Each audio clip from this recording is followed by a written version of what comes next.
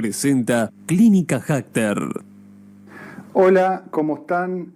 Es un gusto y un placer estar nuevamente con ustedes. Vamos a seguir hablando sobre el síndrome cervical, que era aquel síndrome en el cual se producían síntomas y signos en referencia justamente a la columna cervical, en referencia al cuello. Y el síntoma fundamental es el dolor. El dolor de cuello tiene que ver al síndrome cervical, el dolor de cuello, el dolor de los trapecios. Y cuando hablamos síndrome cervical, no nos debemos olvidar de la rigidez que muchas veces acompaña al síndrome, rigidez del cuello y rigidez de los trapecios. La contractura también del cuello, la contractura de los trapecios. Otra característica interesante que se da en algunos pacientes en el síndrome cervical, además del dolor, además de la rigidez, además de la contractura, es la dificultad para movilizar el cuello, la dificultad para movilizar la columna cervical, tanto para la lateralidad como para la flexoextensión y los otros movimientos del cuello. Si el paciente cuando va a mover el cuello le duele, de repente lo deja tranquilo, lo deja quieto y no le duele tanto, pero en la movilidad no solamente que le duele más, sino que realmente le cuesta lateralizarlo o le cuesta flexoextenderlo. Muchas veces también lo que se da en el síndrome cervical son mareos que se dan fundamentalmente por dos situaciones: por la contractura de los músculos paracervicales, paravertebrales, que quedan contracturados, y esa contractura, es decir, estenosa las arterias vertebrales que van por detrás del cuello, las arterias vertebrales que terminan irrigando el cerebro, y toda esa situación de contractura y estenosis de las paravertebrales puede producir unos mareos. También puede producir unos mareos la estenosis de los conductos óseos por los cuales pasan las arterias vertebrales. Sea por una situación o sea por otra, se ve con cierta frecuencia en el síndrome cervical mareos. Otras cuestiones que se ven también en el síndrome cervical a veces son los zumbidos de los oídos, que pueden llegar a ser muy molestos. En definitiva, los síntomas y signos más característicos del síndrome cervical son dolor, cuello y trapecios, rigidez, cuello, trapecios, contractura, toda esa zona, dificultad en la movilización, mareos, zumbidos.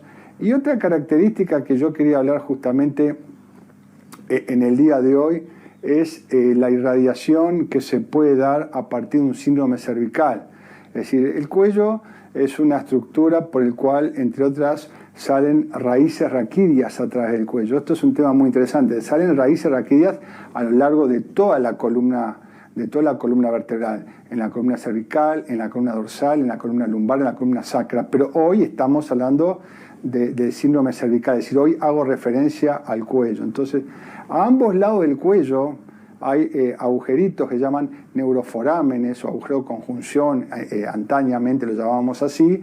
Esos neuroforámenes permiten la salida de las raíces raquídeas que, naciendo de la médula, van e inervan, digamos, hacia los costados, fundamentalmente hacia los brazos. Pero también esa irradiación, esa inervación se da también para la cabeza. Es decir, las raíces raquídeas, hay 8 pares de raíces raquídeas cervicales a nivel, digamos, del cuello. Las raíces raquídeas altas lo que va a producir es la inervación de todo lo que tiene que ver con la parte de atrás de la cabeza, con lo que tiene que ver con la parte alta del cuello, con lo que tiene que ver con la parte de atrás de las orejas. Y van a formar, las raíces raquídeas altas van a formar fundamentalmente el plexo cervical. Las más bajas, a partir de la cuarta, la quinta, van a formar ya parte del plexo braquial y van a inervar fundamentalmente los brazos. ¿Qué significa todas estas palabras? Significa estas palabras que cuando nosotros tenemos un problema del cuello, más allá del dolor del cuello, más allá del dolor de las cervicales propiamente dichas, según cuál sea la altura del problema, si más arriba o más abajo, ese problema en el cuello nos puede estar dando dolor también irradiado, por ejemplo, a la parte de atrás de la cabeza. Es decir, ¿qué significa?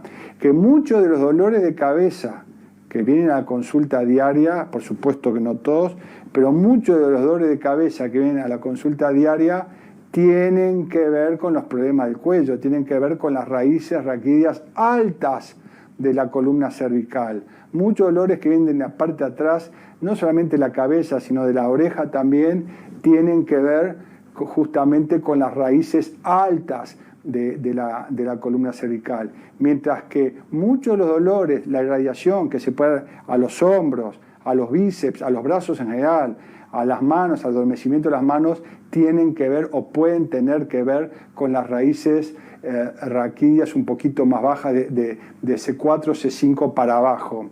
Esto es muy característico de la columna cervical, que es un enclave fundamental para un montón de problemas propios del cuello, pero también a distancia, como puede ser un dolor de cabeza entonces, como puede ser un dolor de hombro, como puede ser un dolor de brazo, como puede ser el adormecimiento de la mano. Si va para el brazo es lo que llamamos una cervicobraquialgia. Si va para la cabeza es lo que llamamos una cervicocefalea. Esto es muy importante porque cuando duele el cuello y solamente el cuello, hacemos hincapié, estudiamos, miramos y vamos al cuello. Pero de repente cuando duele un hombro o duele un brazo, no nos acordamos que ese dolor de hombro o brazo puede ser el cuello. Entonces vamos y estudiamos el hombro y nos olvidamos del cuello y de repente ese dolor de hombro o ese dolor de brazo tiene que ver o su origen está en la columna cervical. Esto es fundamental justamente para el diagnóstico y después para el tratamiento, porque si hacemos un mal diagnóstico, el tratamiento no camina.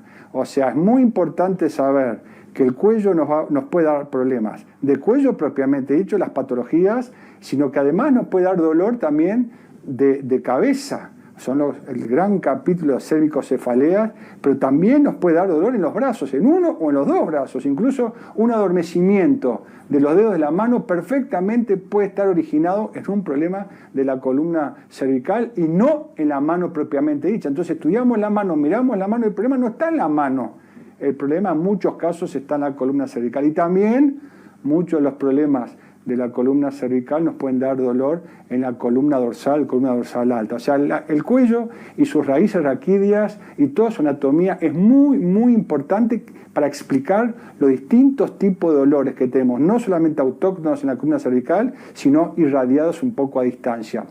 En la charla próxima vamos a seguir ahondando sobre este y otros temas. Muchas gracias. Presentó Clínica Hacter.